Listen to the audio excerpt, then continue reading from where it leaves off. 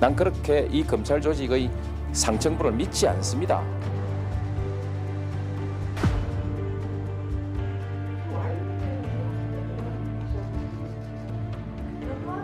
총장이 의견 진술할 기회를 저희가 뭐 소위든 내일 같이 그렇게 말씀하신 게 아니라고 아까 읽어드렸는데 또 그러시면 어떡합니까? 차장님 더 자꾸 이게 하시면 내일 오후 2시까지 계속 회의를 해야 되는 상황이죠.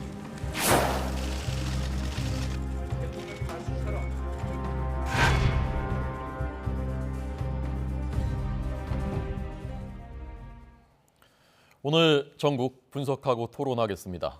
전재수 더불어민주당 의원, 김용태 국민의힘 최고위원 초대했습니다. 안녕하십니까? 안녕하십니까? 들어오십시오.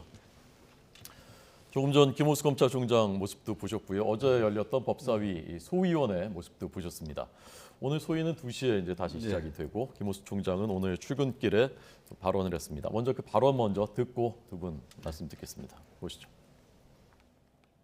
평검사 회의는 검사들이 자발적으로 그것도 일과 이후에 모여서 의견을 내는 것이라서 제가 어떤 뭐 왈가왈부하거나 어떤 결정을 주도할 수 있는 입지는 아니고 그래서도 안 된다고 생각합니다. 다만 이러한 재반 사정을 충분히 살펴서 충분히 토의하고 논의해서 현명한 결론을 내줄 것으로 기대하고 있습니다. 국회 법사위원장님께 대통령님께서도 국회에 나가서 적극적으로 의견을 제출하라 내라라는 말씀이 있었다는 이야기도 전했고요. 그래서 기회를 달라 요청했습니다. 검수완박 법안보다는 예를 들어서 검찰 수사의 공정성, 중립성 확보를 위한 특별법 같은 것을 국회에서 개정하는 방법도 있을 것 같고요. 네, 김호수 총장 저 발언 그리고 어제 대통령과 만났을 때 대통령께서 하신 그 말씀 저마다 해석이 다르고 저마다 각자의 그 해석들을 하던데 우선 전 의원님은 어떻게 해석하셨습니까? 일단은 뭐 정치권에서 다양한 뭐 아전 인수식 해석을 하시던데요. 제가 볼 때는 극히 원론적인 말씀을 대통령께서 김호수 총장에게 하셨다 이렇게 생각을 합니다. 가령 이런 것이죠. 검찰 수장이 대통령 면담을 요구했는데 그것을 대통령이 받아들이지 않았을 때는 검찰총장의 어떤 위상을 훼손하는 그런 것이 될 수가 있겠죠. 그리고 문재인 대통령 입장에서는 김호수 총장이 이제 사표를 냈는데 그리고 그 이전에 면담 요청을 했고 또 의견을 청취 안 하는 것도 그것은 또 이제 인사권자로서 적절하지 않은 것이죠. 그런 측면에서 이제 면담 요청을 받아들였고 극히 원론적 말씀을 하셨다 이렇게 저는 생각을 하고 있고 문재인 대통령의 검찰 개혁에 대한 방향이라든지 또는 우리 사회에 마지막 남아 있는 특권적 영역에 대한 해체 이것에 대한 대통령의 생각은 저도 이제 대통령을 오랫동안 옆에서 지켜봐왔지 않습니까? 네. 아주 명확하고 명징한 입장을 분명히 견지하고 계실 것이기 때문에 어제 저 말씀은 상당히 좀 원론적 수준의 말씀이다. 그렇게 받아들이고 있습니다. 네. 오늘 그 이른바 진보 언론으로 분류되는 신문에서도 대통령께서 속도 조절을 민주당에 주문한 것이다라는 해석이 나왔는데 그런 부분은 저는 읽지 않으셨습니다. 네, 속도 조절 저희가 지금 불가피합니다. 국민들께서 이제 걱정하고 우려하시는 부분 중에 하나가 왜 이렇게 좀 급하게 하냐 이제 이런 우려들이 있는 것을 저희들은 분명히 압니다. 저희들도 그런 우려를 잘 알고 있고요. 그럼에도 불구하고 5월 10일이 되면은 이제 윤석열 행정부가 출범을 하고 윤석열 당선자께서 이제 취임을 하실 텐데 취임을 하면은 지금 한동훈 검사장을 법무부 장관으로 내정을 하고 그 다음에 이제 수사시위권 문민 통제, 검찰에 대한 문민 통제라든지 예산 편성의 독립성이라든지 뭐 이런 부분들을 봤을 때 지난 20년 동안 우리가 검찰 개혁에 대한 역사적 논의 과정이 있어 왔고 그 논의 과정의 일정한 성과를 2019년도에 검경 수사권 조정을 통해 가지고 과도기적 차원에서의 일정한 개혁을 이뤄냈는데 근데 윤석열 행정부가 출범을 하면 지금 보여지는 여러 가지 징조들을 볼 때 지난 20년간의 역사적 성과를 한꺼번에 뒤집어 엎어서 20년 전으로 이 개혁이 후퇴할 가능성이 있기 때문에 국민들께서 우려하시는 부분들을 저희들이 충분히 암에도 불구하고 사실상 문재인 정부 안에서 이 개혁에 과도기적 개혁을 완성 수준으로 끌어내야 되겠다. 그리고 국민들께서 우려하시는 그 부분들은 후속적인 입법을 통해 가지고 충분히 보완 가능하고, 특히 경찰이 지금 전체 대한민국의 형사 사건의 99.2%를 하고 있고, 검찰이 지금 하고 있는 6대 중요 범죄 사건에 대해서도 지난 1년 동안 되돌이켜 보면은 경찰이 한 34만 건을 수사를 했습니다. 그리고 검찰은 한 10,000 건을 했거든요. 그렇기 때문에 경찰이 6대 중요 범죄를 포함해서 대한민국 전체 형사 사건의 거의 대부분을 수사를 하고 있기 때문에 국민들의 어떤 수사 공백이라든지 이런 부분들은 극히 우려에 불과하다. 그렇기 때문에 저희들이 마지막 특권적 영역으로 남아있는 이 검찰의 독점적 권력을 나누고 분산해서 대한민국 정부의 구성 원리인 견제와 균형의 굳건한 원리 위에 올리겠다. 이제 이런 입장이 저희들의 입장입니다. 그래서 결론적으로 수사는 경찰이, 기소는 검찰이, 그리고 그 혜택은 국민들이 볼 수 있는 그런 수사 기소 분리를 통해 가지고 검찰 개혁을 완성하겠다라는 메시지, 이것이 대통령의 메시지고 저희들의 메시지입니다. 그러니까 일치한다, 이렇게 보시면 될 것 같습니다. 네, 속도 조절은 불가하다라는 말씀. 제가 안 읽었냐고 여쭤본 것은 신문 안 읽었냐라는 얘기가 아니고 대통령의 어제 예, 말씀에서 그 문면에서 그런 뉘앙스를 혹시 읽진 않으셨느냐. 저희들 읽지 못했어요. 네, 시청자 여러분들이 오해하실까봐 설명드렸습니다. 김채고 의원님은 어제 그 만남 그리고 오늘 김 총장의 발언 어떻게 해석하셨습니까? 예, 문재인 대통령께서 언급하신 대로 검찰 구성원을 대표해서 김호수 총장께서 제시한 검찰의 수사의 공정성과 어떤 정치적 중립성을 제시하기 위한 새로운 검수완박의 대안을 제시했다고 저는 평가하고요. 나름대로 합리적인 방안이었다고 생각합니다. 프랑스나 독일 같은 대륙법 체계에 모범을 보이는 나라들에서는 검찰의 수사 지휘권을 강력하게 보장해주고 있고요. 대신 수사에 직접적인 참여를 적게 하는 것으로 알고 있습니다. 또 미국 같은 경우에도 지휘권은 없지만 초동 수사부터 FBI와 경찰과 많은 수사를 협조하는 것을 알고 있는데요. 이러한 것이 나름대로 김호수 총장께서 말씀하신 게 합리적인 방안이 될 수 있다고 저는 생각합니다만 2019년에 저희가 검찰 개혁을 했습니다. 이미 많은 국민들께서 형사사법체계에 대해서 한번 개혁이 있었고요. 이제 몇 년 지나지 않았습니다. 근데 이제 와서 저도 법률 전문가가 아니기 때문에 수사권과 기소권이 분리되는 것이 어떻게 국민들의 삶에 영향을 미칠지는 정확히는 알지 못하지만 분명히 한 것은 국민의 삶에 영향을 미친다는 것은 분명하거든요. 그렇다 보니까 이런 사법 행정 체계를 뒤흔드는 이런 개혁은 굉장히 오랜 기간 전문가와 많은 학계의 사람들과 토론하고 국민 삶에 또 직접적인 영향을 미치기 때문에 국민의 기본권 보장이 굉장히 큰 거 아니겠습니까? 그래서 굉장히 오랫동안 수기하고 토론해서 해도 늦지 않다. 그래서 민주당이 왜 지금 이 시점에 국민 삶에 직접적인 영향을 미칠 이 검수완박을 밀어붙이는 것인지에 대해서 저는 이해를 좀 할 수 없는 입장입니다. 예, 어제 문재인 대통령의 말은 어느 쪽에 무게가 실려 있다고 들으셨습니까? 저는 사실상 거부하셨다고 생각합니다. 왜냐하면 문재인 대통령께서 지난 검찰 개혁이라든지 언론 개혁을 민주당이 추진하려고 할 때는 청와대가 물밑에서 정무수석께서 많은 지원을 해주셨던 걸로 알고 있습니다. 그런데 이번 검수완박에 대해서는 사실상 대통령께서 중립적인 입장을 취했다고 보고요. 저는 사실상 이것은 거부하신 거라고 저는 생각하고 있습니다. 검수완박 법안에 대해서 예. 네. 조금 전 그 말씀하신 것 중에 오늘 이제 김호수 총장이 얘기한 수사 지휘권은 남겨두고 수사권은 뭐 없애는 것도 대안이 될 수 있다라는 그게 사실 이제 좀 논란이 되고 있는데 검찰 안에서도 지금 김최고 의원님의 말씀은 물론 당론은 아니고 본인의 의견이십니다만은 그것도 하나의 합리적인 방안이 될 수 있겠다라는 말씀이신데 그 부분에 대해서는 어떻게 생각하십니까? 그렇게 되면 좀 복잡해집니다. 지금 그러면 경찰이 동의하겠습니까? 그렇지 않겠죠. 경찰도 반발을 하겠죠. 이미 전국에 한 240개 정도 되는 경찰서에 대부분 경찰서에 이제 직장협의회가 다 설치가 되어 있습니다. 네네. 이 직장협의회에서 공식적으로 검수완박 찬성한다 이렇게 어제 이제 성명을 냈지 않습니까? 엊그제.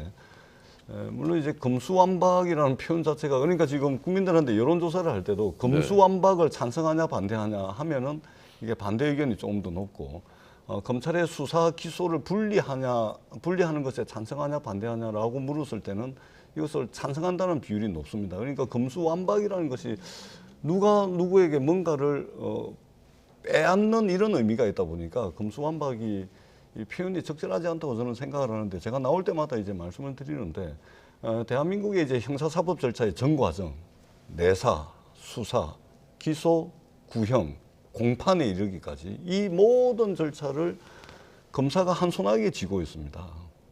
그렇지 않습니까? 그렇기 때문에 예를 들면 국민들이 이 어떤 형사사건으로 입건이 됐다. 그러면은 이 검사와 특수관계에 있거나 검사와 친분이 있는 전직 검사 출신 변호사를 선임을 하겠죠. 그러면 정관 예우죠. 그리고 엄청난 사건 수임료 맡겨가지고 또 승소하면은 승소 수당까지 줘야 되고 이래가지고 국민들이 이 과도한 이런 것들을 이제 지불을 하고 있는 것이죠. 그런데 수사와 기소가 분리가 돼 있으면 이게 기본적으로 기소 권한을 가지고 있는 사람이 수사를 하게 되면 확정 편향이라든지 오류라든지 이런 등등 때문에 기소를 하고 싶어지는 것이 인지상정입니다. 그렇기 때문에 수사 기소를 분리하게 되면은 어떤 이 피의자 또 국민들의 억울한 이런 부분들이 두 단계에 걸쳐서 이렇게 보상을 받을 수가 있기 때문에 그래서 우리가 이제 혜택은 국민들이 본다라고 이제 말씀을 드리는 것이고 그렇기 때문에 다시 2년 전에 그 논란으로 돌아가게 되면 그 논의에 참여했던 그 사법개혁특별위원회에 참여했던 여러 이해관계자들이 있기 때문에 다시 논의되기는 좀 어렵다. 그리고 분명히 말씀을 드리지만 쟁점은 20년 동안 논의가 되어 왔습니다. 쟁점이 정리가 돼 있고 그 다음에 제가 누누이 말씀을 드리지만 세계 표준이라는 게 있습니다. 세계 표준. 나라마다 제도의 이 좀 특징들이 조금씩 틀리긴 하지만 큰 틀에서 보자면 수사와 기소를 분리하는 것이 이제 세계적 트렌드고 글로벌 스탠다드, 세계 표준이다. 이 말씀을 드리고 우리가 이제 이 글로벌 이 선도국가 위상을 가지고 있습니다. 세계 표준을 선도하지는 못해도 적어도 이 형사사법 체계에 있어서만큼은 선도하지는 못하더라도 세계 표준에 가깝게 가야 되겠다. 그리고 20년간 논의가 있었다. 조금 더 기다리게 되면 이 개혁이 후퇴할지도 모른다. 이런 이제 절박함이 있다는 말씀을 드리겠습니다. 예. 저희가 편의상 검수완박 법안이라고 합니다만 엄밀히 얘기하면 형사소송법과 검찰청법의 그렇습니다. 개정안 이 두 가지 개정안인데 지금 논쟁이 되고 있는 또 하나의 대목이 형사소송법의 개정안의 부칙에 현재 검찰이 수사하고 있는 사건은 이게 법안이 통과되면 해당 관할 경찰한테 넘긴다라는 부분입니다. 그 부칙에 대해서 어떤 입장이신가요? 그러니까 결과적으로 이 모든 것이 국민의 기본권이 보장돼야 되는 전제 아래서 검찰과 경찰이 견제와 균형을 이뤄야 하는데요. 민주당이 제기하는 그런 그 부칙 관련해서는 너무 어느 한쪽만 민주당이 굉장히 큰 힘을 몰아주려고 하는 것 아닌가라는 의구심이 있고요. 그렇게 된다면 검찰이 존재하는 이유가 무엇일지가 좀 궁금합니다. 저는 기소만 한다면 검찰의 어떤 존재의 이유에 대해서도 저는 다시 한번 생각해 볼 필요가 있고요. 이 모든 것이 계속 겉에서 말씀드리지만 국민의 삶에 직접적인 영향을 미칠 것이기 때문에 정말 학계와 더 많은 토론이 필요하다. 그리고 또 국민들께서도 많이 그렇게 원하시는 걸로 제가 알고 있습니다. 그래서 조금 더 폭넓게 해석하는 것이 필요하다. 그러니까 논의의 장이 필요하다 생각합니다. 네, 제가 여쭤보는 것은 이제 그 중에서도 부칙 2조 이 법이 시행될 당시에 검찰청에서 수사하고 있던 사건들 지금 이제 중대한 사건들이 많은데 그것은 해당 관할 지역의 경찰청으로 넘긴다라는 그 부분에 대한 입장을 여쭤봅니다. 그 모든 것이 결국에는 민주당이 제시한 그 법안 부칙이 특정 기관, 결국에 경찰에 과도한 힘을 실어주기 위한 것 아닌가에 대한 생각이 있고요. 결과적으로 말씀드렸듯이 이 모든 것이 국민의 기본권 보장과 사회 안정망을 보장한다는 전제 아래서 검찰과 경찰이 조화롭게 견제와 균형을 해나가야 되는데 민주당이 제기한 그 법안은 너무 경찰에 과도한 힘을 몰아주는 것 아닌가라는 생각이 있습니다. 네, 전 의원님. 예, 제가 좀 말씀을 드리자면은 우려는 하실 수 있겠지만 그렇게 우려할 만한 사안은 절대 아니다.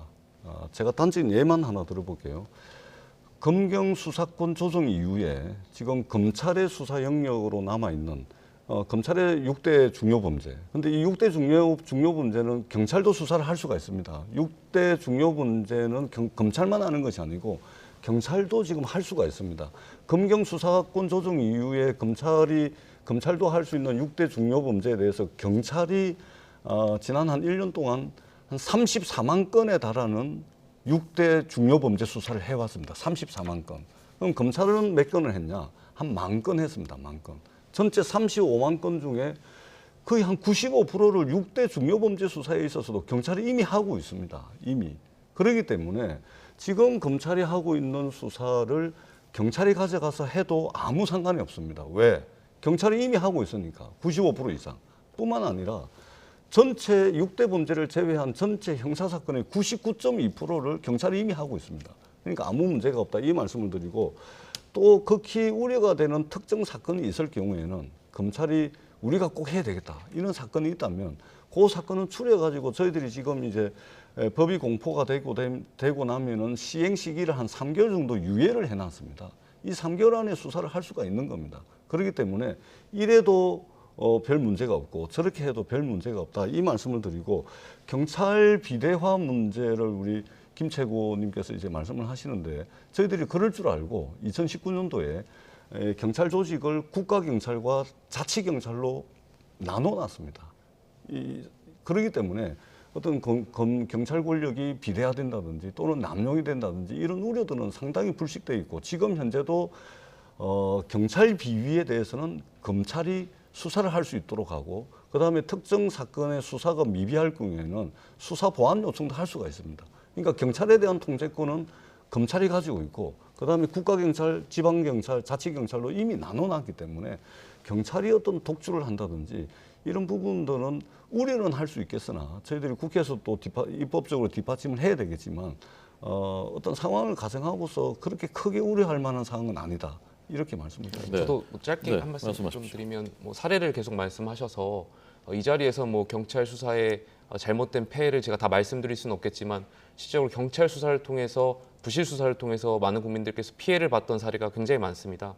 그리고 또 저희 김웅 의원께서도 SNS에 올리셨지만, 민주당이 주장하는 그런 검수완박이 이루어진다면 결국에 중국식 검찰이 될 수도 있다라는 우려가 있거든요. 그러니까 중국 같은 경우에는 사실상 검찰이 수사권이 없기 때문에 공안 경찰이 거의 모든 것을 지금 다 하고 있거든요. 그렇다 보니까 부패라든지 아니면 중국의 인민에 대한 어떤 통제 이런 것 권한들이 굉장히 부작용이 많이 일어나고 있습니다. 저는 이런 점을 좀 우려하고요.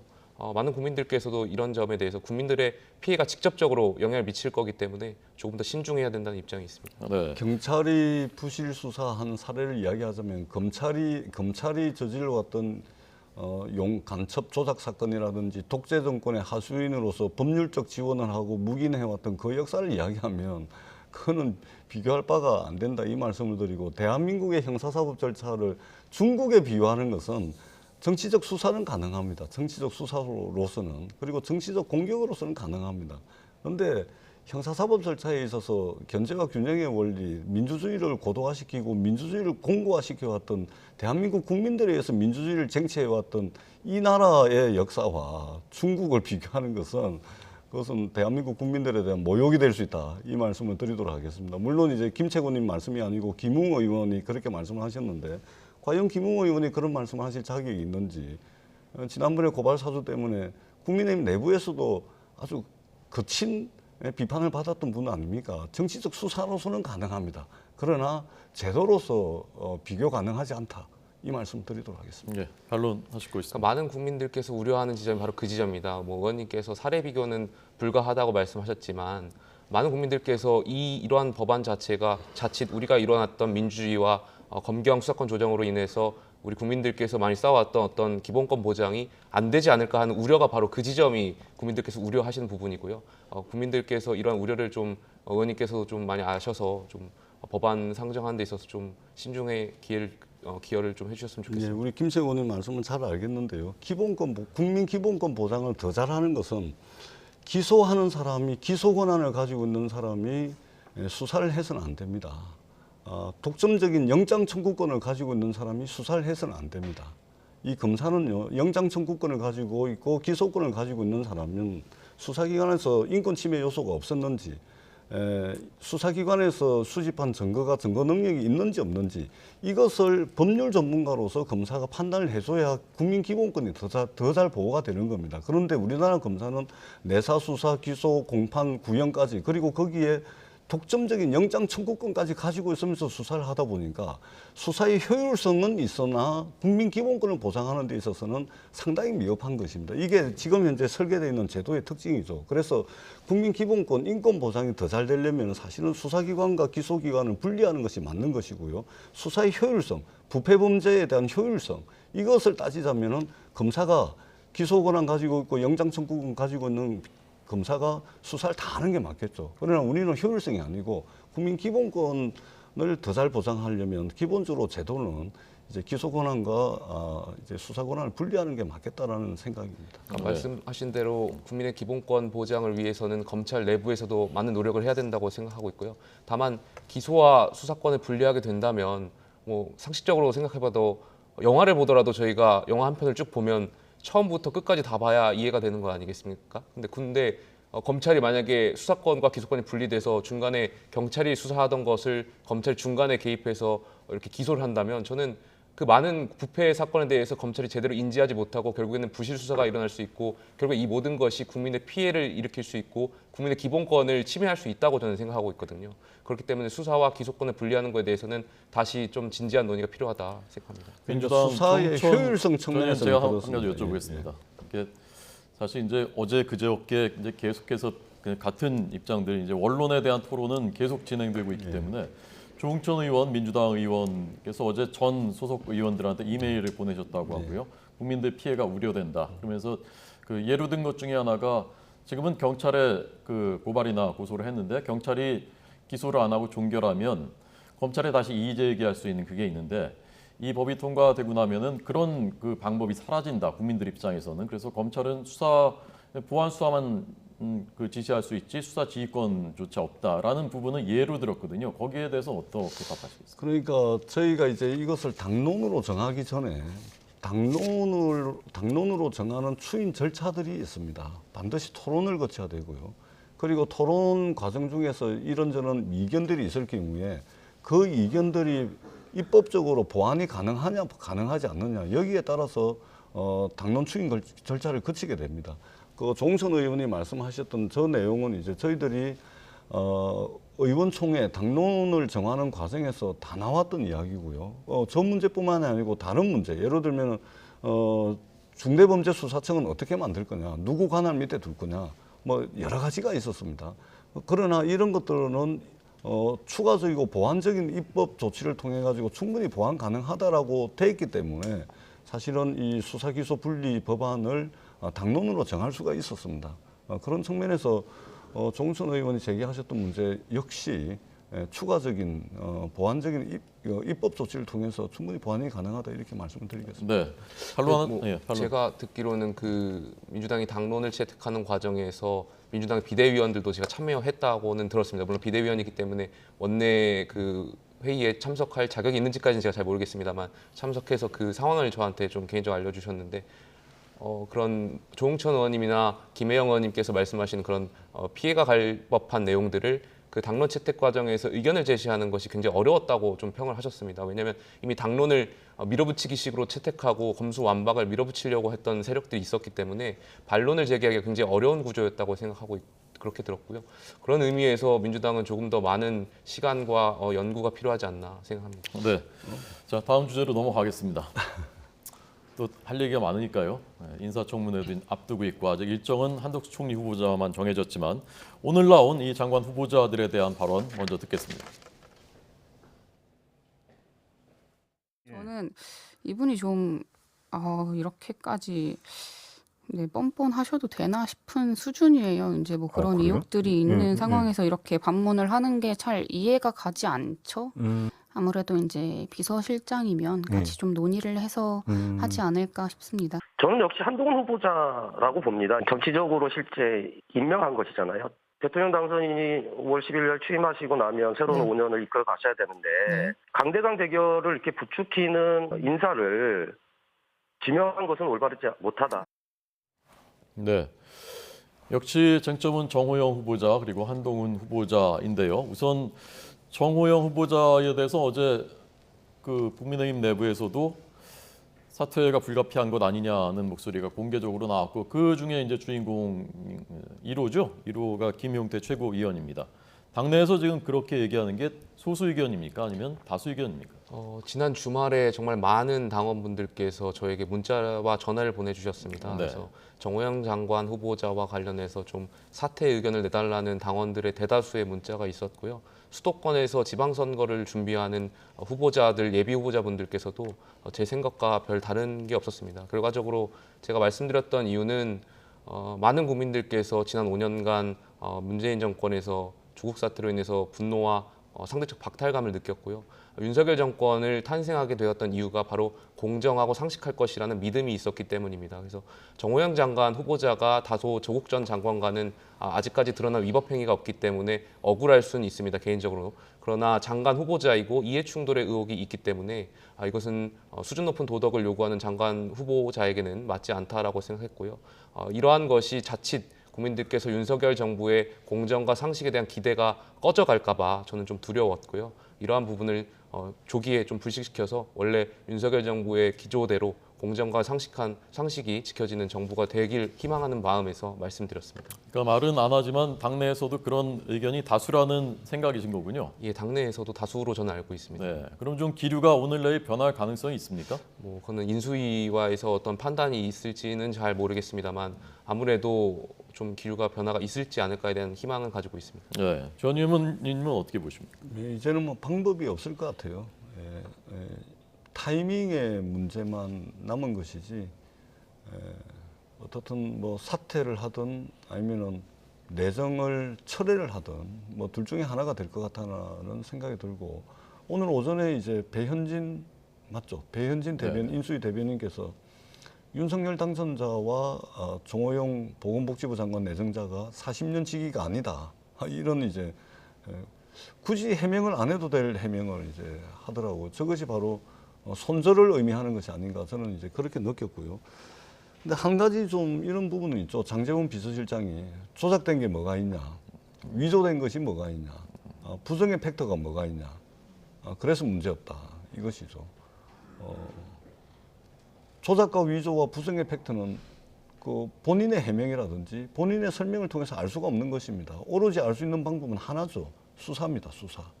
그렇기 때문에 정호영 내정자는 이제는 인사청문 대상자라기보다는 수사의 대상이 될 가능성이 많아졌다. 예를 들면 조국 전 장관 같은 경우는 장관으로 내정되자마자 첫째 주에 사모펀드 의혹이 나옵니다. 둘째 주에 이제 조민양 관련 의혹이 나오죠. 입시와 관련된 의혹이. 그러고 난 뒤에 검찰이 바로 4개 대학에 대해서 전격적인 압수수색에 들어갑니다. 인사청문회 하루를 앞두고서. 자, 지금 정호영 후보자 한번 볼까요? 지금 입시 비리 나왔습니다. 그리고 연이어서 자치를 감췄던 것으로 생각했던 병력 비리가 또 터져 나옵니다. 뿐만 아니라 농지법 위반이라든지 또는 이제 출장, 공무상 출장 여러 가지 이제 문제까지 다 나오고 있거든요. 그러면은 지금 수사기관이 어떻게 하고 있는지 굉장히 의아스럽다. 이 말씀을 드리지 않을 수가 없고 조국 전 장관 그렇게 압수수색을 하고 난 뒤에 언론에서 검찰을 향해서 이 정도 의혹 가지고서 압수수색을 하는 것은 과하지 않느냐라고 이제 검찰에 질문을 했는데 그때 검찰이 뭐라고 답을 했냐면 공적 관심 사항이고 사실관계를 확인하기 위해서 객관적 자료 확보가 중요하다. 그래서 압수수색을 했다라고 검찰의 입으로 이야기한 겁니다. 자, 지금 정호영 내정자 어떻습니까? 인사청문 대상자니까 공적 관심 사항이죠. 그다음에 지금 여러 가지 의혹이 나왔으니까 사실관계 확인해야죠. 그러려면 사실관계를 확인하려면 장제원 비서실장 말 맞다나 위조, 조작, 부정의 팩트가 있었는지 없었는지 이 사실관계를 확인하려면 객관적 자료 확보가 필요하겠죠. 조국 장관에 대해서는 압수수색을 했습니다. 무려 4개 대학에 대해서. 그렇기 때문에 이 부분에 있어서는 윤석열 당선자께서 선거 캠페인 과정에서 상식과 공정 말씀을 하셨는데 본부장 의혹을 통해 가지고 공정과 상식이라는 가치가 상당히 깨져나갔습니다. 이 정호영 내정자를 통해 가지고 새 행정부가 출범도 하기 전에 그나마 남아있는 공정과 상식의 어떤 그런 이미지가 마저 다 깨져나갈 우려가 있다. 이것은 윤석열 당선자가 결자 해제해야 될 문제다. 이렇게 생각을 합니다. 네.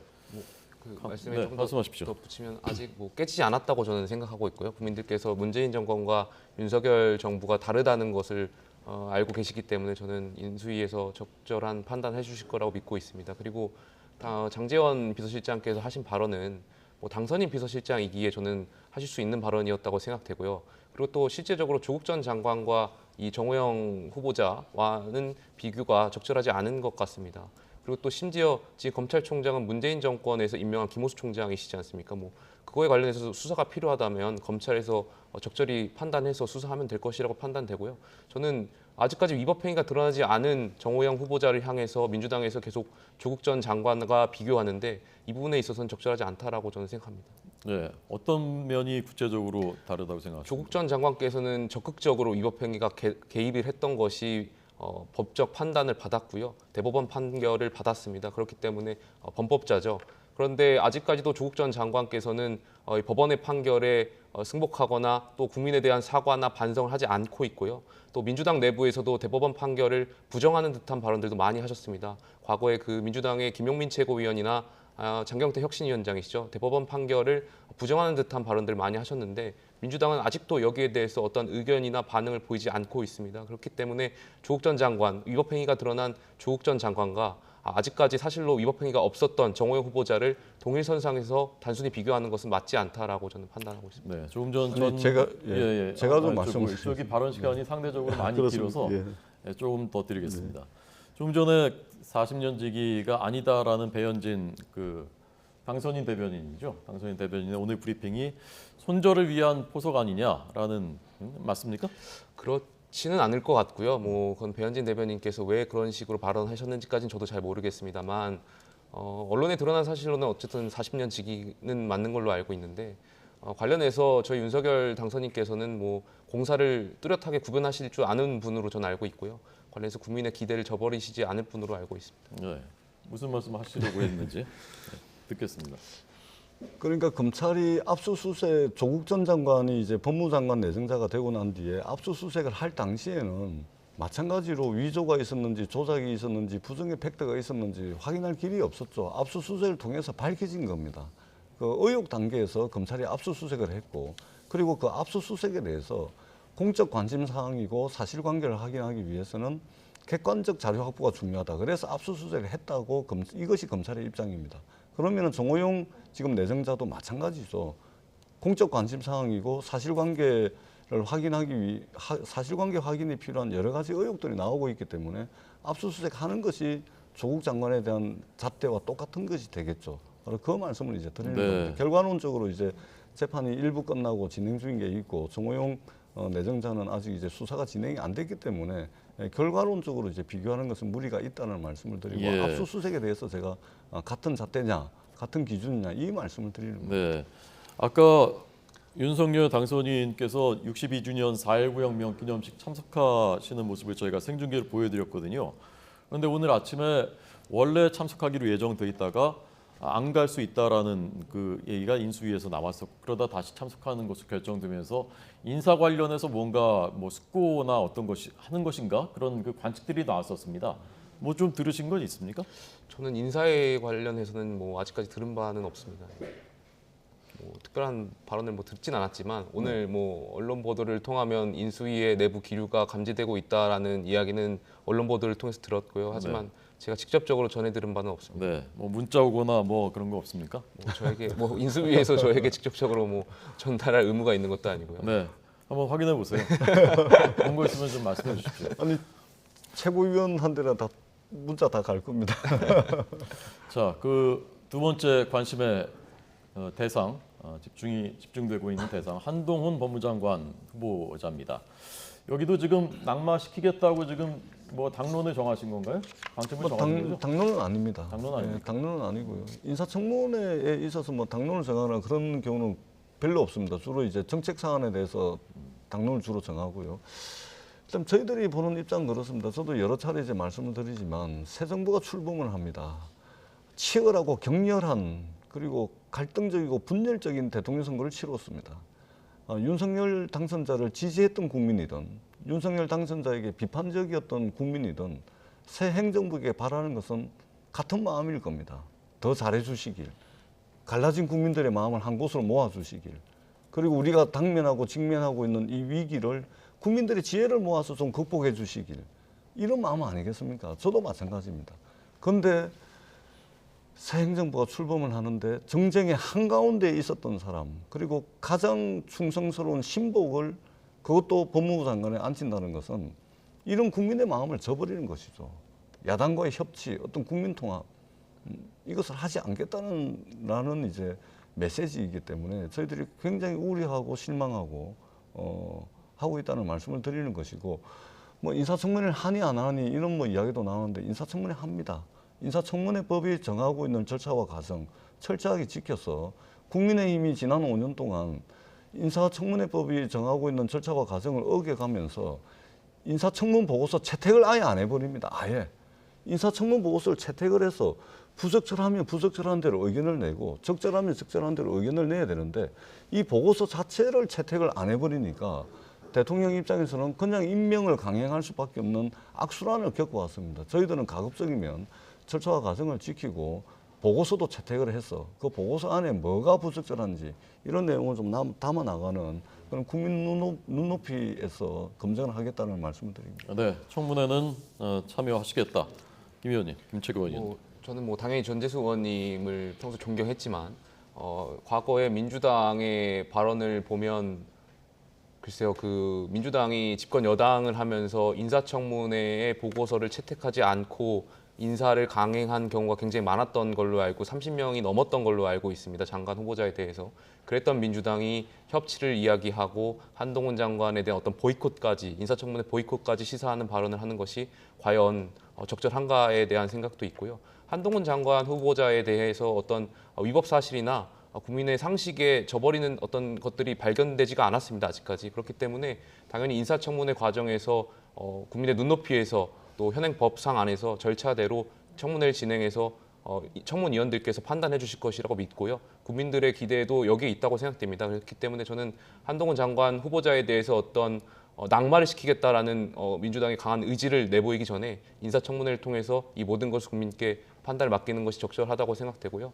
또 계속해서 민주당이 이렇게 낙마를 하겠다고 나온다면 글쎄요, 6월 지방선거에서 국민들이 발목 잡기를 보고 어떻게 평가하실지는 민주당이 더 잘 알 거라고 저는 판단하고 있습니다. 네, 아까 국민의 화합에 도움이 되지 않는 인물이다라는 주장, 왜 그렇게 지명했느냐에 대해서 어떻게 답변하시겠어요? 한동훈 장관 후보자가 가지고 있던 어떤 사법 행정 체계에 대한 어떤 법률 행정 시스템에 대한 생각과 소신이 있다고 저는 생각됩니다. 그 부분이 다른 후보자에 비해서 당선인과의 생각이 비슷하다고 생각하고요. 철학이나 이런 것 측면에서 아까 말씀드린 대로 검수완박의 법안이 어떻게 될지 모르겠지만 우리가 정말 그 사법 행정에 대해서 굉장히 중요한 문제들이 많습니다. 여기에 대해서 한동훈 후보자께서 저는 합리적이고 바람직한 행정 시스템을 구축하실 수 있는 후보자라고 생각됐고 또 여기서 당선인께서도 그런 의미에서 지명한 것이라고 생각하고 있습니다. 네. 한덕수 총리 후보자에 대해서 어떻게 생각하십니까? 저는 굉장히 부적절합니다. 부적절함을 넘어서 사실은 저도 뭐 개인적인 인연이 조금 있습니다만 노무현 대통령 모실 때 많이 좀 실망스럽습니다. 지금 이 한덕수 총리 내정자 같은 경우는 공직에 계시다가 대형 로펌으로 갑니다. 그리고 또 공직으로 오셨다가 또 대형 로펌으로 가셨다가 이번에 또 공직으로 오는 거예요. 공직, 로펌, 공직, 로펌, 또 공직입니다. 공익을 위해서 평생을 사셨고 대한민국의 국무총리까지 하신 분이 이 대형 로펌은 법률회사입니다. 사건 의뢰인의 이거를 받아가지고 그 의뢰인의 승소를 이끌어내기 위해서 사적 이익을 추구하는 법률회사거든요. 법률회사. 굉장히 실망스럽다 이 말씀입니다. 네, 끝으로 이제 김용태 최고위원님의 반론 듣겠습니다. 이 모든 것은 결국에 청문회 과정에서 국민들께서 평가해 주실 것이라고 믿고요. 민주당은 발목 잡기를 이제 그만하셨으면 좋겠습니다. 네, 알겠습니다. 오늘 전재수 민주당 의원님, 김용태 국민의힘 최고위원님 두 분 토론 잘 들었습니다. 고맙습니다. 네, 고맙습니다. 감사합니다.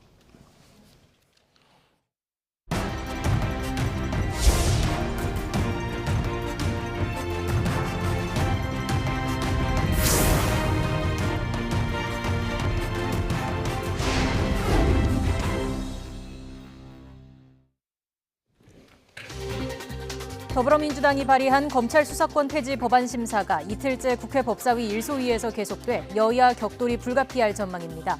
민주당은 윤석열 정부 출범 전인 이달 내에 처리를 목표로 하고 있고 국민의힘은 반드시 저지하겠다며 강하게 반발하고 있습니다. 어제 문재인 대통령과 면담하고 사표가 반려된 김호수 검찰총장이 검찰의 대표에 국회에 직접 의견을 제출하겠다며 오늘 오후 법사위 소위에 출석할 예정입니다.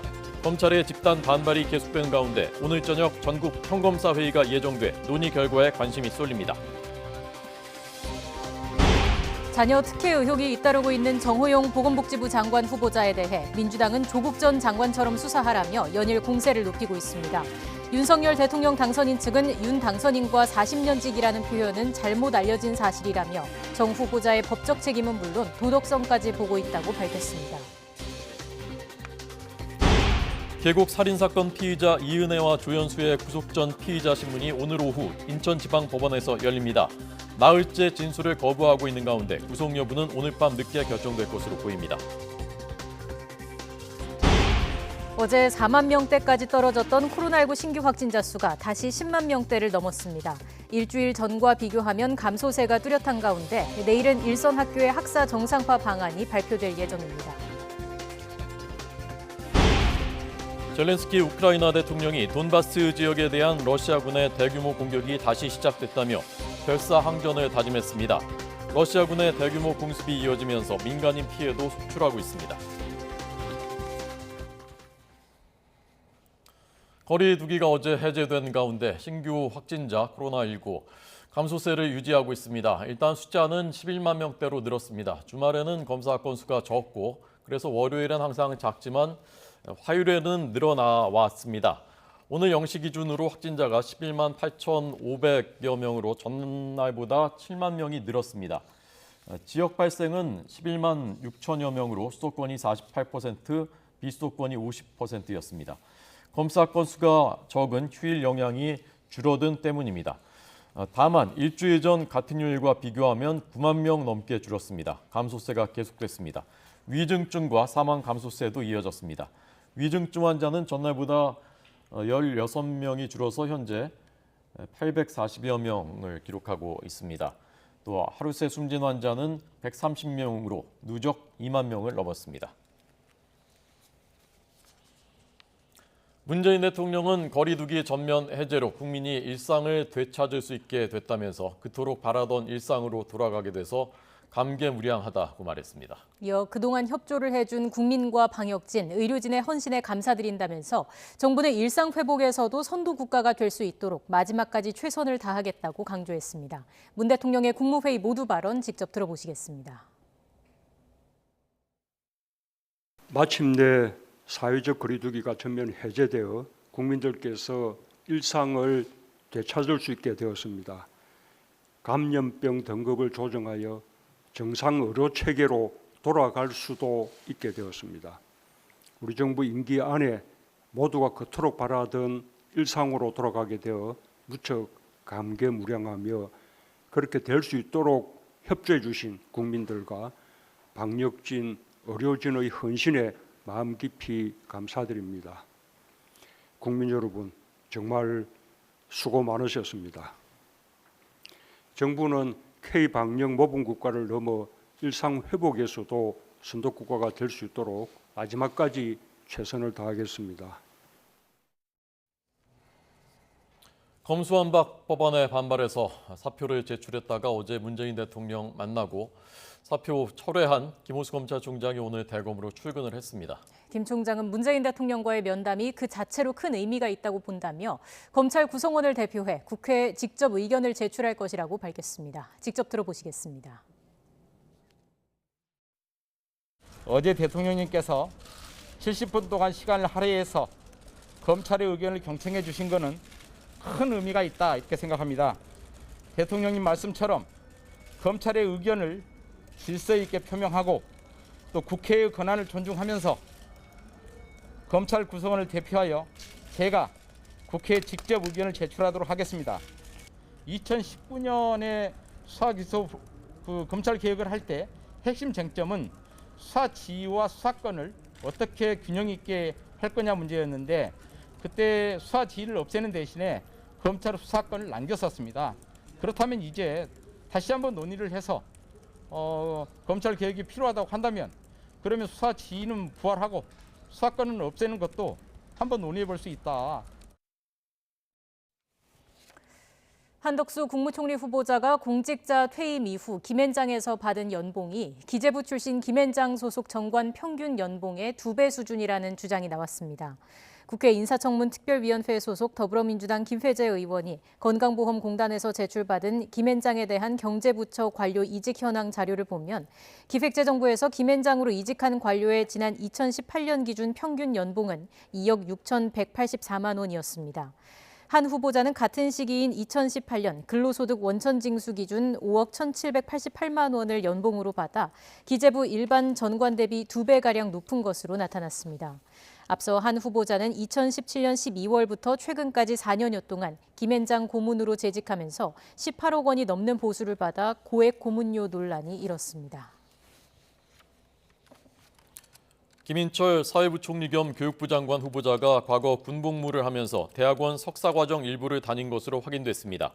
김 후보자의 인사청문 요청안을 보면 김 후보자는 1980년 2월에 입대해서 1982년 6월 중위로 만기 제대했습니다. 그런데 82년 3월부터 84년 2월까지 한국외국어대학교 대학원을 다녔습니다. 82년 3월부터 6월까지 석 달간은 육군 장교 복무기간과 겹치는 것입니다. 정호영 보건복지부 장관 후보자가 두 자녀의 경북대 의대 편입 논란에 대해서 어떤 불법 부당 행위가 없었다면서 필요하다면 자신도 직접 조사받겠다고 말했습니다. 정 후보자의 오늘 출근길 발언 내용 직접 들어보시겠습니다. 현재까지 단 하나의 의혹도 불법이거나 부당한 행위가 나타나지 않고 있습니다. 무수히 많은 의혹이 제기되어 왔지만 모두 사실이 아니거나 문제가 없는 것으로 확인되고 있습니다. 저는 자녀들의 문제에 있어 단 한 건도 불법이거나 도덕적으로 부당한 행위를 한 적이 없습니다. 어제 경북대학교에서도 편입 과정에 문제가 없었다고 교육부에 감사를 요청하였고 교육부에서도 감사를 검토한다고 들었습니다. 저는 교육부 감사를 적극 환영하며 한시라도 빨리 조사가 진행되기를 희망합니다. 필요하다면 저도 직접 조사를 받고 적극적으로 협조하겠습니다. 윤석열 대통령 당선인 측은 정호용 장관 후보자의 논란에 대해 법적 책임을 넘어 도덕성 부분까지 국민과 함께 지켜보고 있다고 밝혔습니다. 배현진 대변인은 오늘 브리핑에서 앞서 부정의 팩트가 있어야 한다고 말한 부분에 대해 이같이 설명하면서 국민 눈높이에 맞지 않는 사안이 있는지 법적으로 보장된 인사청문회를 기다리고 있다고 말했습니다. 그러면서 여러 언론에 윤 당선인과 정 후보자가 40년 지기로 언급됐는데 잘못 알려진 사실이라면서 두 분은 각자 서울과 대구에서 학창 시절을 보냈고 검사와 의사로 각자 아주 바쁘게 전문 분야에서 활동했다고 설명했습니다. 정호영 후보자 아들이 2017학년도 경북대 의대 학사 편입 시험에서는 1단계 전형에서 탈락했지만 이듬해 자기소개서를 뺀 나머지는 같은 서류를 내고도 1단계를 여유 있게 통과한 것으로 확인됐습니다. 민주당 고민정 의원이 경북대에서 제출받은 자료를 보면 2017학년도 경북대 의대 편입시험 2단계 응시 대상자 명단에 정 후보자 아들 이름이 없었습니다. 이듬해 편입시험에서는 최소 40점 가까이 높아진 총점 480.07점을 받아서 1단계를 통과했습니다. 자기소개서를 빼고도 2017학년도 1단계 때 제출했던 자원봉사 기록과 장학금 수령 내용, 그리고 두 편의 연구 논문 참여 경력은 똑같이 기재돼 있었습니다. 계곡 살인사건 피의자 이은혜와 조현수의 구속 여부가 오늘 결정됩니다. 인천지방법원은 오늘 오후 3시 반 이 씨와 조 씨에 대한 구속 전 피의자 신문을 진행합니다. 두 사람은 지난 2019년 이 씨의 남편 윤모 씨 명의로 된 보험금 8억 원을 노리고 경기도 가평 계곡에서 윤 씨를 물에 빠져 숨지게 한 혐의 등을 받고 있습니다. 지난해 한 차례 검찰 조사를 받은 뒤 잠적한 두 사람은 지난 16일 도주한 지 넉 달 만에 경기도 고양시 덕양구에 있는 오피스텔에서 체포됐습니다. 39만 명이 넘는 사람들의 개인정보를 불법으로 빼내 영업에 활용한 흥신소 일당이 경찰에 붙잡혔습니다. 증권사를 해킹하고 통신사와 보험사 직원을 꿰어 개인정보를 몰래 수집했습니다. 이준엽 기자가 취재했습니다. 현관으로 수사관들이 들이닥칩니다.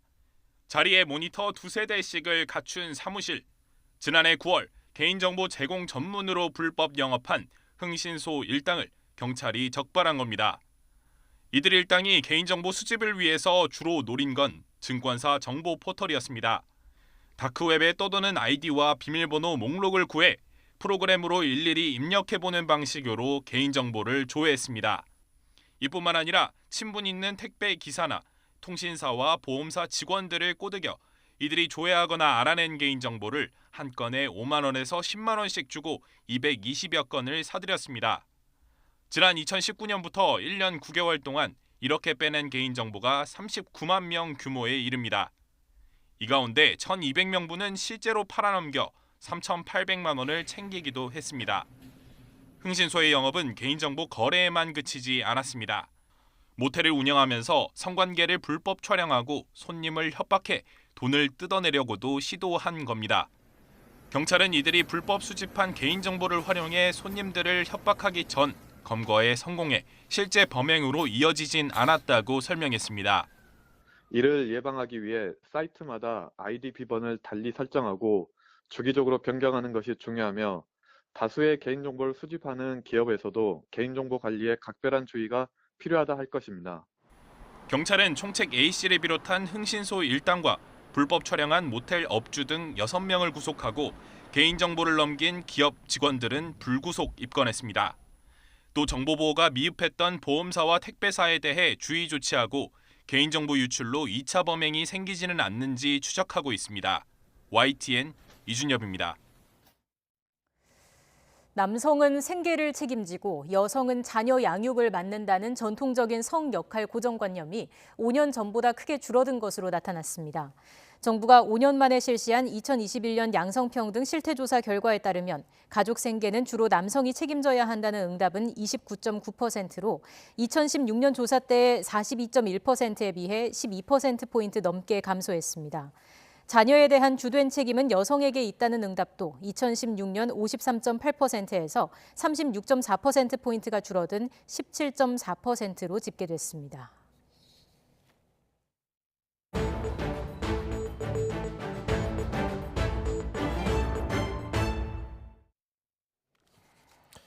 러시아가 이제 우크라이나 동부 돈바스 지역에 총공세를 시작할 것이다. 지금 폭풍 전야다라는 보도를 저희가 며칠째 했는데 마침내 그 폭풍이 시작된 것 같습니다.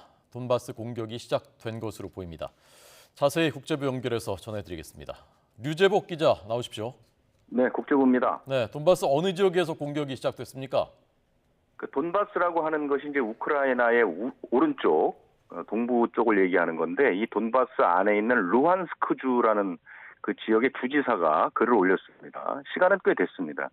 루한스크주에 있는 크레미나시라는 곳에 러시아군이 진입을 했고 이미 아마 통제권을 확보한 것으로 보입니다. 그래서 이 크레미나시는 이미 러시아군의 수중에 들어간 것으로 보이고 이 과정에서 그 한 2,400제곱미터 정도가 불길에 휩싸였다 이렇게 주지사가 얘기를 하고 있고 민간인 차량에도 총격을 해서 4명이 숨졌다 이렇게 주장을 하고 있습니다. 그리고 같은 주에 있는 졸로테시 그다음에 루비즈네시 같은 곳에서도 사망자나 부상자가 나오고 있다 이렇게 얘기를 했고 현재는 아마 돈바스 지역이 한 480km 되는 그 지역이 지금 전 지역에서 러시아군이 아마 그 진군을 하고 있는 것으로 이렇게 보입니다. 네. 젤렌스키 우크라이나 대통령이 전투가 시작됐다고 공식 확인을 했다고요? 그렇습니다. 우리 시각으로 오늘 새벽쯤에 동영상을 올렸는데요. 러시아군이 돈바스 지역 공격을 시작했다 이렇게 얘기를 했고 러시아군 그 전력 가운데 거의 대부분이 이 전투에 들어온 것 같다 이렇게 얘기를 했고요. 이게 이제 러시아가 우크라이나를 침공한 게 이제 지난 2월인데 1단계 작전을 끝내고 이제 돈바스 지역에 집중하겠다 이렇게 얘기한 지 24일 정도가 된 것이고요. 젤렌스키 대통령은 러시아에 맞서 싸울 것이다, 포기하지 않겠다 이렇게 얘기를 했습니다. 이 전투가 시작되면서 미국 대통령 바이든 미국 대통령이 동맹국 협력국과 대책회의를 열기로 했습니다. 영상회담 형식이 될 것으로 보이는데 우크라이나의 지원을 계속하고 러시아의 책임을 물을 조치를 논의할 것으로 이렇게 예상됩니다. 네, 이 돈바스 지역 말씀하신 대로 우크라이나 동부 계속 우크라이나 침공 이후에 거론돼 왔었던 곳입니다. 이곳이 어떤 의미가 있는 곳이고 왜 노리는 것인지 이거 좀 다시 한번 설명해 주시죠. 그 돈바스 지역은 그 우크라이나의 동부 그리고 러시아 남동부가 이렇게 붙어 있는 곳인데 이것이 단순히 지역적인 문제뿐만 아니라 뭐 역사적인 문제, 경제적인 문제, 문화적인 문제 이런 것들을 다 이제 함유하고 있다고 하고요. 돈바스 전체 인구 가운데 러시아인이 30% 정도 차지하고 있고 다른 지역과 달리 그러니까 이제 서쪽은 대개 그 반러시아 쪽이 많고 이 돈바스 지역은 친러시아 성향이 상당히 강하고 그다음에 이제 우크라이나 산업 중심지이기도 합니다. 그러니까 상당히 역사적이나 경제적으로 중요한데 이 지역이 지난 2014년에 그 러시아 크림반도 침공 이후에 러시아의 지원을 받는 이른바 친러 분리 독립 세력이 자칭 공화국이라는 걸 수립을 했습니다. 그래서 우크라이나로부터 독립하려는 움직임들을 보였고 그로부터 지금 8년 가까이 계속해서 이제 크고 작은 교전이 있는 그런 곳이거든요. 그러니까 러시아가 이번에 우크라이나를 침공할 때도 이 돈바스 지역에 그 도네츠크 인민공화국, 그다음에 루한스크 인민공화국 이게 다 친러 이제 그 세력들의 공화국인데 이 공화국들의 독립을 자기네가 승인하고 러시아를 침공했다. 이런 정도로 이 돈바스가 갖고 있는 의미는 상당히 크다고 볼 수 있습니다. 네. 그래서 지금 양측이 다 이 지역으로 전력을 총집결시키고 있다면서요? 그렇습니다. 그 전문가들 사이에서 이 돈바스 전투가 2차 세계대전 이후에 가장 큰 규모의 군사 충돌이 될 가능성이 있다. 이렇게 얘기가 나오고 있습니다. 왜냐하면 러시아가 그동안 이제 서부나 중부 지역 북부 지역 공격할 때 사실은 그 우크라이나한테 상당히 타격을 받았기 때문에 그 사실 면이 좀 많이 깎인 부분도 있고 돈바스가 갖고 있는 어떤 여러 가지 중요한 의미도 있기 때문에 침공하기 직전 그러니까 뭐 어제까지 76개 대대급 전술부대가 지금 그 돈바스 침공을 위해서 집결이 됐다. 일주일 사이에 11개 대대가 늘었다 이런 보도가 있고요. 한 대대가 한 7,800명 정도 되니까 러시아군 규모만 5만에서 6만 명가량 이렇게 될 것이다 보이고요. 러시아는 다음 달 9일이 2차 대전 전승 기념일입니다. 그래서 이 전승 기념일에 우크라이나에서 군사작전이 승리했다 이걸 선포하기 위해서 돈바스 전투에 특히 초반에 화력이 엄청나게 쏟아부을 것으로 예상이 되고요. 우크라이나군도 이제 우크라이나는 정부군이 반군과 이미 여기서 몇 년 동안 교전을 벌였기 때문에 병력이 한 3만 명 정도 배치돼 있고요. 그다음에 이제 다른 지역에 있었던 주력 부대들도 지금 러시아 이 돈바스 지역으로 모여들고 있습니다. 그러니까 군사력만 볼 때 10만이 넘는 군사력이 충돌할 가능성이 있는 것이죠. 네. 총력전이 펼쳐질 텐데 전황이 어떻게 전개될지 전문가들은 어떻게 전망하고 있습니까? 전문가들은 러시아가 좀 유리할 것이다 뭐 이렇게 얘기를 하고 있는데 그 이유를 좀 설명을 드리면요. 이 돈바스 지역은 다른 지역과 달리 거의 다 평야지대입니다. 그러니까 허벌판이고요. 인구 밀도도 좀 낮은 그런 곳입니다. 그러니까 지금까지 우크라이나에서 일어났던 전투와는 좀 다른 양상이다. 그러니까 지금까지는 되게 시가전 위주였다면 이렇게 이제 지형이 넓게 펼쳐진 지역에서는 양쪽에서 대포나 이런 그 장거리 무기를 사용해서 포격전이 상당히 치열해질 수가 있는 것이거든요. 아마 두 나라가 비슷한 전략을 쓸 것으로 보이는데 이 돈바스 지역에서는 2차 세계대전 당시에 러시아군이 나치 독일군을 물리친 전술이 있는데요. 이게 상대방의 한쪽 면을 포위한 다음에 포격을 집중적으로 가해서 승부를 내는 이런 전술인데 이 전술을 쓸 것으로 보이는데 문제는 러시아가 화력이 우위에 있고 그다음에 군사력도 높기 때문에 러시아가 좀 유리할 것으로 보이고 우크라이나 정부가 그래서 최근에 서방 쪽에 그 무기 요청을 굉장히 많이 했거든요. 특히 장거리 그 대포 무기 같은 것들을 많이 요구를 했는데 그런 것도 역시 이 돈바스 지역의 전투를 염두에 둔 것이다 이렇게 보이고요. 그다음에 여기가 이제 또 한 가지 중요한 것이 러시아군이 지금까지 북부나 서부 쪽 그 전투에서 어려움을 겪었던 게 보급 문제인데요. 이 돈바스 지역은 러시아하고 국경을 맞대고 있습니다. 그래서 보급 문제가 좀 유리할 가능성이 있습니다. 그래서 이 전쟁 자체는 돈바스 지역은 러시아에게 좀 유리한 것이 있다. 그런데 워낙 포격 위주의 전투가 벌어지게 되면 인명피해가 엄청나게 날 가능성이 있어서 이것을 걱정하는 목소리가 많습니다. 네. 이게 전쟁이 하루하루 계속될 때마다 하루에도 수십 명, 수백 명씩 지금 무고한 인명이 목숨을 잃고 있는 상황 아니겠습니까? 전 세계가 또 영향을 직간접적으로 받고 있고요. 언제까지 전쟁이 계속될 것으로 전망됩니까? 지금 그 군사 전문가들은 어쨌든 몇 달 정도를 하고 있습니다. 미국 정부 당국자는 아마 상당한 오랜 시간 동안 전선 자체가 움직이지 않고 계속해서 서로 뭐 포격만 왔다 갔다 하는 이런 전쟁이 될 것으로 볼 것 같고요.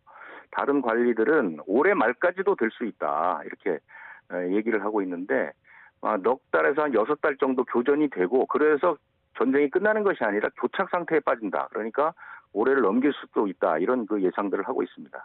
지금까지 국제부에서 YTN 유재복입니다. 네, 안타까운 소식이었습니다. 전문가들의 전망이 좀 틀렸으면 좋겠습니다.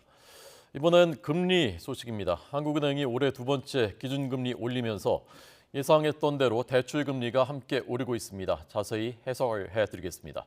조태현 기자 나오십시오. 네, 조태현입니다. 네, 대출금리가 얼마나 올랐습니까? 현재 시중은행이 변동형 주택담보대출에 적용하는 대출금리는 연 3.4에서 5.3%가량입니다. 이게 지난해 연말과 비교하면 상단금리가 0.3%포인트 가까이 높아진 수준인데요. 이 변동형 주택담보대출은 은행권의 자금 조달 비용 지수, 그러니까 코픽스에 연동되는데 코픽스가 지난해 말 1.55%에서 지난달에 1.72%까지 올랐기 때문입니다. 고정형 주택담보대출 금리는 변동형보다 더 크게 상승했습니다. 현재 대출금리의 상단이 6%를 넘어선 상태입니다. 신용대출 금리 역시 고공행진을 거듭하고 있습니다. 지난해 연말 3.5에서 4.7%가량에서 지금은 상단금리가 5.1%를 훌쩍 넘을 정도로 올랐습니다. 이 상단금리는 우대금리를 하나도 적용하지 않은 말 그대로 최고금리를 뜻합니다. 현실적으로 우대금리를 아예 적용받지 못하는 경우는 거의 없기 때문에 대출자가 체감하는 금리는 이보단 낮은 편인데요. 그래도 전반적인 대출금리가 오르는 추세라는 점은 분명한 상황입니다. 네. 자, 이 대출금리가 어떤 메커니즘을 통해서 오르게 되는 것인지 그걸 좀 설명을 해주시죠. 대출금리는 코픽스 같은 지표금리에다가 여러 가지 비용, 이익률, 그러니까 은행의 이익 같은 것들을 포함한 가산금리를 더해서 산출됩니다. 그러니까 지금 대출금리가 오르는 것은 역시 한국은행의 기준금리 인상과 직접적인 연관이 있다고 봐야 되는데요. 앵커분께서도 말씀을 하셨지만 한국은행이 지난 14일에 기준금리를 0.25%포인트도 높였습니다. 지난해 8월 1년 3개월 만에 기준금리를 인상한 뒤에 지금까지 4차례, 그러니까 모두 1%포인트 기준금리를 올렸습니다. 기준금리가 오르면은 당연히 전반적인 시장 금리가 상승하게 되니까 자연스럽게 지표 금리도 오르게 됩니다. 여기에 미국의 기준금리 인상 가능성도 시장 금리를 올리는 원인이 되고 있습니다. 전반적인 지표 금리가 올리니까 가산금리가 그대로라도 전반적인 대출금리는 오를 수밖에 없는 상황이라고 봐야 되는 겁니다. 네, 대출받은 국민이 한두 명이겠습니까? 참 걱정인데요. 앞으로도 계속 오를 가능성이 많은 겁니까? 그렇죠. 지난해 말 기준으로 전체 가계빚이 1,800조 원이 넘는 상태입니다. 지금 가장 큰 변수는 역시 한국은행의 기준금리 인상이라고 봐야 될 것 같은데요. 지금 국회에서 이창용 총재 후보자의 인사청문회가 진행되고 있습니다. 이 후보자는 불확실성이 큰 상태라면서 앞으로도 성장세가 훼손되지 않도록 하면서도 물가 안정을 위해 통화정책의 완화 정도를 적절한 속도로 조절하겠다고 밝혔습니다. 물가 전망에 대해서는 앞으로 1년에서 2년 정도는 당분간 고물가 현상이 이어질 거라고 내다봤습니다. 이를 종합하게 되면은 고물가가 한동안 이어질 가능성이 크니까 물가 안정을 위해서 기준금리 추가 인상이 필요하다는 뜻으로 내비친 것으로 볼 수 있습니다. 한국은행이 연말까지 적어도 2차례 더 기준금리를 인상해서 최소 2%까지 끌어올릴 것이라는 전망이 나오고 있습니다. 이렇게 되면은 대출금리도 오를 수밖에 없는데요. 기준금리가 2%를 넘으면은 주택담보대출의 상담금리가 지난 2009년 이후 처음으로 7%를 넘을 가능성이 크다는 분석도 나옵니다. 다만 우려만큼 대출금리가 급등하진 않을 거라는 전망도 만만치는 않습니다. 이미 기준금리 인상 가능성이 시장금리에 어느 정도는 반영된 상태고 최근 들어서 가계대출 증가세가 주춤하면서 은행들이 고객 확보를 위해 경쟁적으로 금리를 낮추는 모습을 보이기 때문입니다. 지금까지 경제부에서 YTN 조태현입니다. 네, 북한이 이른바 태양절 다음 날인 지난 16일에 발사체를 쐈죠. 신형 정밀 유도 무기다라고 발표했습니다. 탄도미사일로 추정됩니다. 보통은 김정은 국무위원장이 ICBM 장거리 대륙간 탄도미사일, 미국을 겨냥한 이때 참관을 했었는데 이번엔 단거리 미사일인데도 참관을 했습니다. 왜 그랬을까? 핵의 방점이 찍혀 있었다라는 해석이 나오고 있습니다. 이번엔 신준명 기자 연결돼 있습니다. 신 기자 나오십시오. 네, 국방부입니다. 네. 자, 우선 지난 16일에 쏘아 올렸던 발사체, 여기에 대해서 우선 기본적인 설명부터 좀 해주시죠. 네, 김일성 주석의 생일 110주년 다음 날인 지난 16일 북한은 발사체 2발을 함흥에서 동해안으로 발사했습니다. 합동참모본부는 최대 고도 25km, 비행거리 110km, 최고속도 마하 4.0 이하로 파악했습니다. 낮고 짧게 날아간 건데 미국은 다연장 로켓 장사정포라고 판단했고 우리 군은 단거리 탄도미사일로 추정해 한미의 분석이 엇갈렸습니다.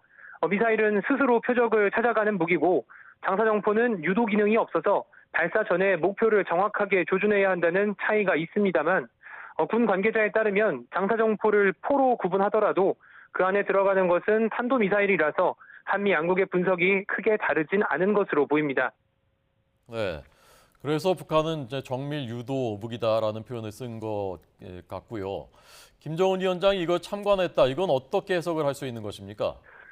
네, 당시 노동신문 등 북한 매체는 김정은 위원장이 신형 전술 유도무기 시험 발사를 참관했다고 대대적으로 알렸습니다. 함흥에서 진행된 단거리 미사일 시험 발사에 김정은 위원장이 참관한 건 이례적으로 볼 수 있는데 그만큼 북한이 이번 발사에 큰 의미를 부여하고 있다고 해석할 수 있습니다. 특히 북한 매체들이 전술핵 운용의 효과성과 화력 임무 다각화를 강화하는 데 커다란 의의를 가진다고 홍보한 부분에 주목할 필요가 있는데요. 전문가들은 북한이 해당 발사체에 소형 핵탄두를 탑재할 수 있다는 걸 암시한 거라고 분석합니다. 미국 미사일 전문가 반벤 디펜 전 국무부 수석 부차관보도 어제 미국의 소리와의 인터뷰에서 한국과 주한미군 등 인접한 적을 위협하는 용도의 전술핵 개발 신호라고 평가했습니다. 이번 발사체처럼 낮고 짧게 날아가는 미사일의 경우 우리 군의 레이더망을 피해 수도권을 공격하는 용도로 쓰입니다. 여기에 소형 핵탄두까지 탑재된다면 우리 안보가 실질적인 위협을 받게 될 것으로 전망됩니다. 네, 그렇군요.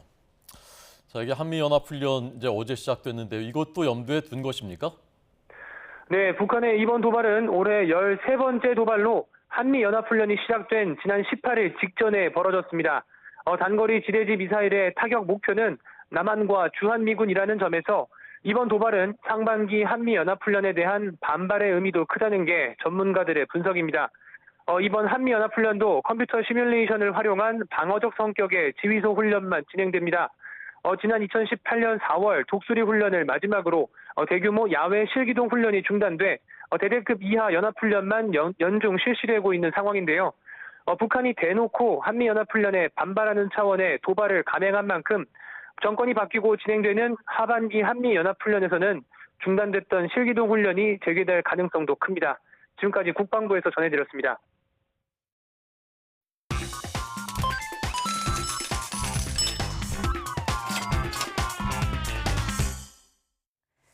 오늘의 경제지표입니다. 먼저 국내 증시부터 보시겠습니다.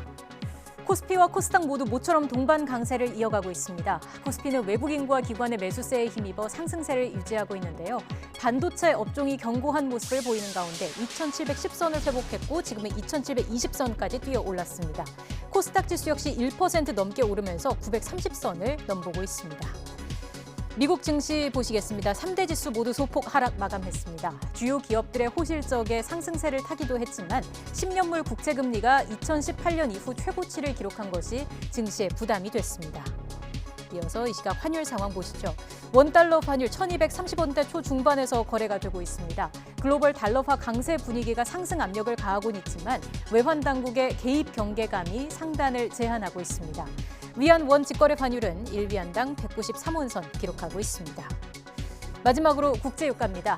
리비아의 원유 생산에 차질이 생기며 공급에 대한 우려로 또 한 번 올랐습니다. 지금까지 오늘의 경제지표였습니다.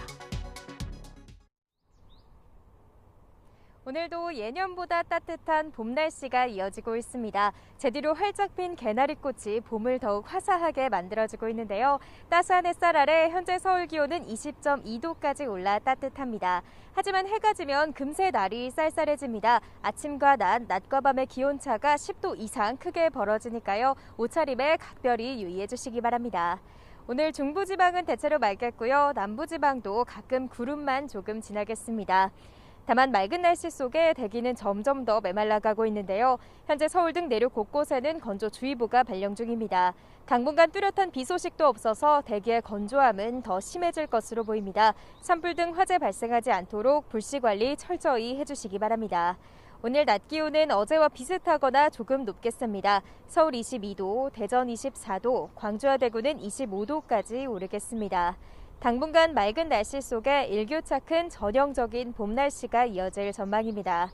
현재 서울 등 수도권 지역은 초미세먼지 농도가 나쁨 수준을 보이고 있습니다. 외출 시에는 반드시 차단율이 높은 미세먼지용 마스크를 착용해 주시기 바랍니다. 지금까지 YTN 윤수빈입니다.